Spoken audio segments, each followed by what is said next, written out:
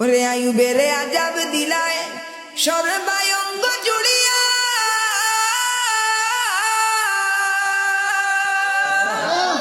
তখ্ত সালি বনে গেলেন রহিমারে লইয়া গো, রহিমারে লইয়া। 18 বছর পরে ফিরি পূর্ণ তত্ত্ব করলা দান, কে পারে বুঝিতে তোমার শান ও মৌলা সুবহান, কে পারে বুঝিতে তোমার শান। বলি আল্লাহু আকবার।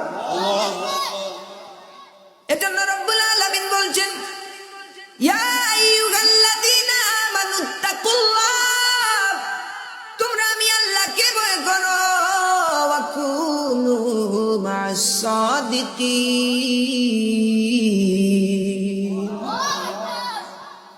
তোমরা আমি আল্লাহকে ভয় করো এবং সত্যবাদীদেরকে অনুসরণ করো। সত্যবাদী কারা? নবী রাসূল আউলিয়া।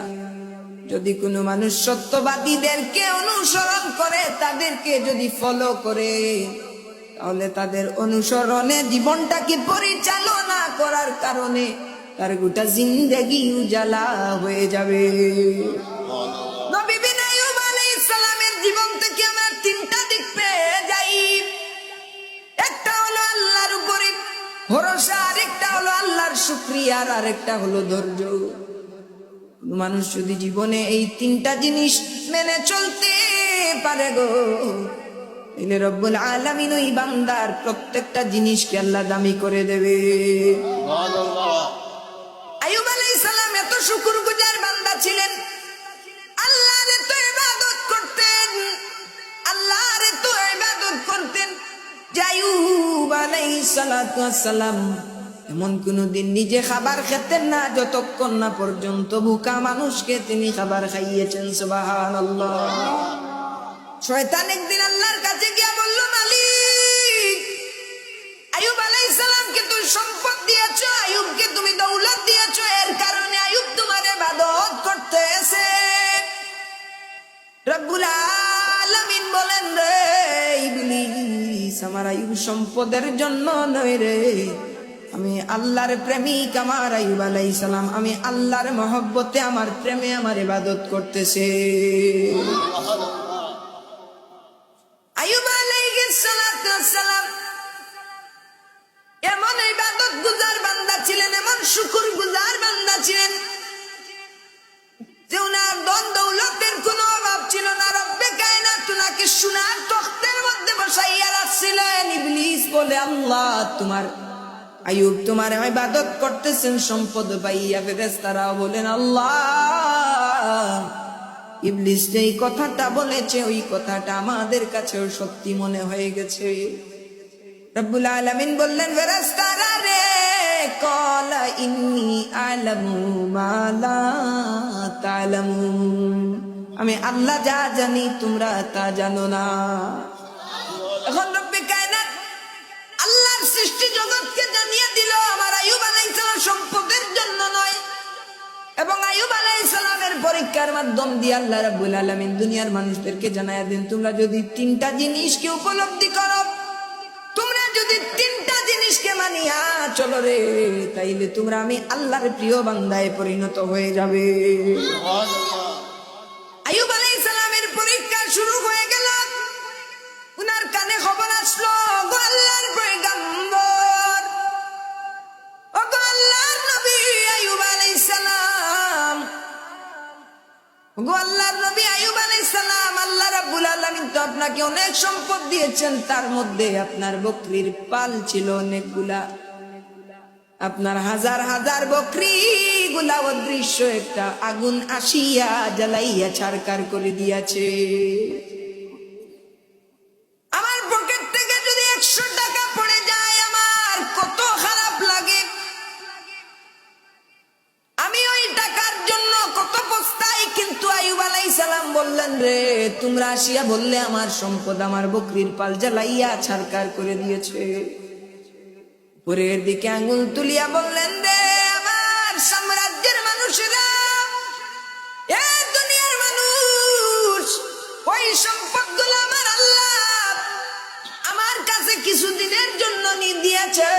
সম্পদগুলো আমার নয়, সুতরাং আমার আল্লাহ কিছুদিনের জন্য আমার তত্ত্বাবধানে রেখেছিলেন। উনার হুকুম হয়ে গেছে, উনার ভালো লেগেছে, আমার কাছ থেকে সম্পদগুলা নিয়ে নিয়েছেন। আমার দুঃখ পাবার কোনো কারণ নাই। আঙুল তুলিয়া রব্বে কায়নাতের দরবারে দুই হাত তুলিয়া শুকরিয়া আদায় করিয়া বললেন আলহামদুলিল্লাহ। আরো কিছুদিন পরে খবর আসলো, আল্লাহর নবী আইয়ুব, আপনার সন্তানরা মাটির নিচে চাপা পড়িয়া মারা গিয়াছে। একজন বাবাকে আপনি প্রশ্ন করুন, আপনার কাছে পৃথিবীর সবচেয়ে শ্রেষ্ঠ জিনিস কি? সেই বাবা উত্তর দিবেন, আমার কাছে আমার সবচেয়ে শ্রেষ্ঠ জিনিস হচ্ছে আমার সন্তান। পৃথিবীর জমিনের মধ্যে বাবার কাঁধে সন্তানের লাশ, এটা হচ্ছে সবচেয়ে কঠিন বিষয়। এর চাইতে আর কঠিন পরীক্ষা কোনো বাবার জন্য আর কিছু হতে পারে না। আপনি একজন বাবাকে জিজ্ঞাসা করুন, এই যে আপনি আপনার ছেলের লাশটাকে কবরে রাখতেছেন, আপনার কতটা খারাপ লাগতেছে? 2 ফোঁটা চোখের পানি ফেলিয়া দিয়া ওই বাবা উত্তর দিবে, আমার ছেলেকে কবরে রাখতেছি না, একটা ডেড বডি কবরে রাখতেছি না, আমার কলিজাটাকে কাটিয়া এই দাফন করতেছি। ঠিক কিনা? একজন বাবার কাছে সবচাইতে কষ্টদায়ক বিষয় হলো এটা। কিন্তু আইয়ুব আলাইহিস সালামের কানে খবর এলো, আপনার সন্তানাদিরা মাটির নিচে চাপা পড়িয়া মারা গিয়াছে। আইয়ুব আলাইহিস সালাম 2 ফোঁটা চোখের পানি ছেড়ে দিয়া বলে, রে এই সন্তানগুলাও আমার না, আমার আল্লাহ আমার তত্ত্বাবধানে, আমার আল্লাহ আমার কাছে কিছুদিনের জন্য উনার মাল আমার কাছে রেখেছিলেন, সুতরাং এই সন্তানগুলো আমার নয়।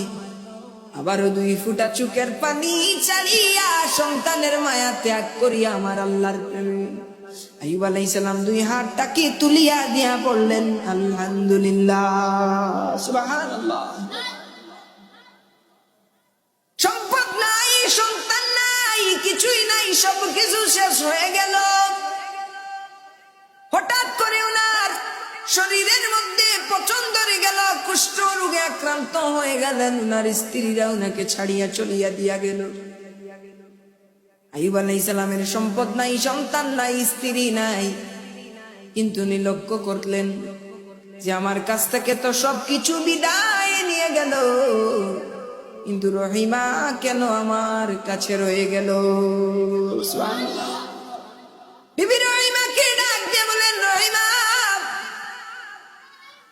সবাই তো আমাকে ছেড়ে চলে দিয়ে গেল, আমার কাছেও তো কেউ আসে না, তুমি কেন আমার কাছে এতদিন ধরে আমার খেদমত করতেছো? বিবি রহিমা কান্না করে বলেন, 2 ফোঁটা চোখের পানি ছেড়ে দিয়ে বলেন, ওগো স্বামী, একজন স্ত্রীর কাছে তার স্বামীর চাইতে বড় জিনিস আর কি হতে পারে? আইয়ুব আলাইহিস সালামের রূপটা বাড়তে লাগলো, শরীর থেকে গন্ধ ছড়াতে লাগলো, গ্রামের মানুষ ওনাকে বাহির করে দিল। জঙ্গলের মধ্যে দিন কাটাতে লাগলেন, ঝুপড়ির মধ্যে দিন কাটাতে লাগলেন, জঙ্গলের ফলমূল খাইয়া। বিবি রহিমা মানুষের বাড়ি কাজ করিয়া খানা রোজগার করেন, খানা ঘরের মধ্যে আনেন, এই অল্প অল্প খাইয়া তারা নিজেদের জীবনকে নির্বাহ করেন। অল্প অল্প খাইয়া মানুষের বাড়ি কাজ করিয়া, গাছ থেকে ফল পাড়িয়া ওনারা অল্প অল্প খাইয়া সংসার করতেছেন। একদিন রহিমা হযরতে আইয়ুব আলাইহিস সালামকে প্রশ্ন করলেন, আল্লাহর নবী আইয়ুব আলাইহিস সালাম, আপনি তো মুস্তাজাবুদ দাওয়াত, আপনি তো মুস্তাজাবুদ দাওয়াত, আল্লাহর কাছে যদি আপনি চান তাহলে সঙ্গে সঙ্গে তো কবুল হয়ে যাবে। আইয়ুব আলাইহিস সালাম বলেন, রহিমা, আজকে আমার বয়স চলতেছে 68 বছর। এই 68 বছর জিন্দেগির মধ্যে আমার আল্লাহ নাজ নিয়ামত দিয়ে আমারে কতটা বছর বাঁচিয়ে রাখছে। সোনার তখতে বসাইয়া আমার আল্লাহ আমারে খাওয়াইছে, আমারে বাঁচাইছে। আজকে বয়স 68 হলো, কিন্তু 18টা বছর আমার আল্লাহ আমারে বিমার নিয়ামত দিলেন। এখন যদি ওই 18 বছরের কারণে এতটা বছর আমার আল্লাহ যে আমারে বাঁচাই রাখলেন, আমার আল্লাহর কাছে আমি কোন মুখে তাড়াবো? আমার আল্লাহর কাছে আমি কোন মুখ নিয়ে দাঁড়াবো? কোন মুখ নিয়ে আমার আল্লাহর কাছে আমি চাইব? হযরত আইয়ুব আলাইহিস সালাম বলেন, যদি 68টা বছর আমার বেমার হতো আর আরো 68 বছর যদি আমি বাঁচতাম, তাইলে আমার আল্লাহর কাছে বলতে পারতাম। কিন্তু এত বছর আমার আল্লাহ আমারে বাঁচায় রাখছে, আর 18 বছরের কারণে আমার আল্লাহ খুশি হইয়া আমারে বেমার দিছে। আমার আল্লাহর কাছে আমি এই বেমারের জন্য শিফা চাইতে পারবো না। কতটা শুকরগুজার বান্দা ছিলেন হযরত আইয়ুব আলাইহিস সালাম, কত ধৈর্যের পরীক্ষা দিয়েছেন।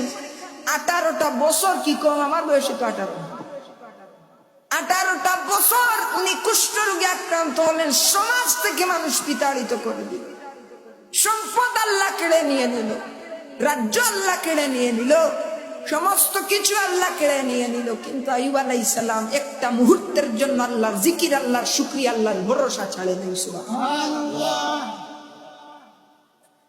হঠাৎ করে ওনার জিহ্বার মধ্যে একটা পোকা এসে কামড়ে দিল। আইয়ুব আলাইহিস সালাম আল্লাহর কাছে দুই হাত তুলে বললেন, মালিক,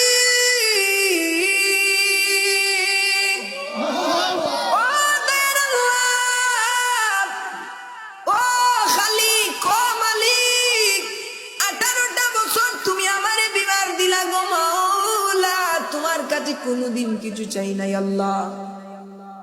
আল্লাহ গো, আজকে যেই জিহ্বা দিয়া তুমি আল্লাহর গোলামি করেছি, যেই জিহ্বা দিয়া তোমার ইবাদত করেছি, তোমার জিকির আমি পড়েছি আল্লাহ, তুমি রহমানকে আল্লাহ বলি আমি ডাকিয়াছি, আল্লাহ দয়া করিয়া ওই জিহ্বাটাকে তুমি আমার কাছ থেকে কাড়িয়া নিও না।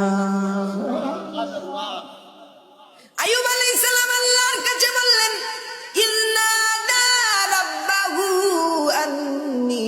মাসসানিয়াদ-দুররু ওয়া আনতা আরহামুর রাহিমিন।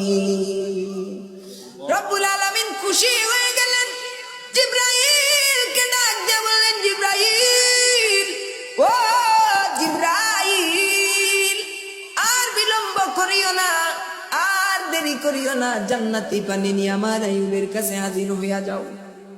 জান্নাতি পানি নিয়ে হযরত আইয়ুব আলাইহিস সালামের শরীরটাকে ধৌত করতে দেরি হলো, চাঁদের চাইতে আরো সুন্দর রূপ ফিরিয়ে আসতে দেরি হলো না। ওরে আইয়ুবের আযাব দিলায় সর্বাঙ্গ জুড়িয়া,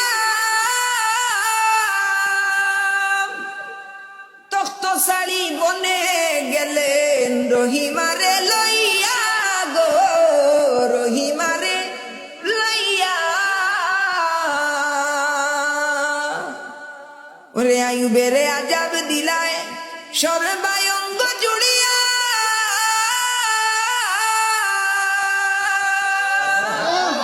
তখ্ত শাড়ি বনে গেলেন রহিমারে লইয়া গো, রহিমারে লইয়া। 18 বছর পরে ফিরি পূর্ণ তত্ত্ব করলা দান, কে পারে বুঝিতে তোমার শান, ও মৌলা সুবহান, কে পারে বুঝিতে তোমার শান। বলি আল্লাহু আকবার। এজন্য আমার বাবা দিরারি সর্বাবস্থা আল্লাহর শুকরিয়া আদায় করিও। গ্যাপ পাইলে যেই সময়টা তুমি ফ্রি আছো, যেই সময়টা তুমি এমনি কাটাই নাই, অযথা সময় কাটাই নাই, এই সময়টা তুমি আল্লাহর জিকির করিও এবং ধৈর্য ধারণ করিও।